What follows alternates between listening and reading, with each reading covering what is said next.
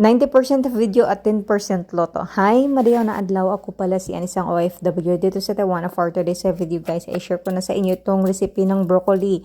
Ito lang ginawa ko.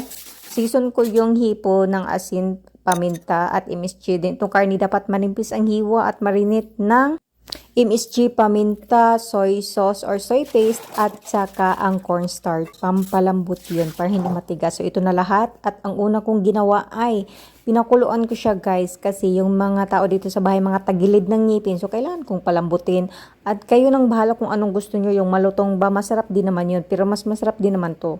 So ginisa ko yung una ang hipon para set aside para hindi siya maging matigas. Then, yung karni, igisa-gisa lang siya guys hanggang sa maging ganito. Maglagay ng tubig or mainit na tubig. Kayo nang bahala dyan. And then, naglagay ng light soy sauce or soy paste, oyster sauce, pwede na yon. Then, yung slurry.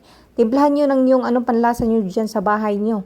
O, ganun lang. At sunod-sunod yun na lahat ng mga lutuin nyo. Basta ganito, ganere. Basta ito na siya lahat, guys. Diyos ko, pinahirapan ba sa sarili ko? At ito na, guys. Mabango siya. At, napakadaling lutuin lang talaga as in at masarap pa. O, ito na, di ba? Mabilis lang. Ay, nahirapan ako ng maayos. Kain po tayo.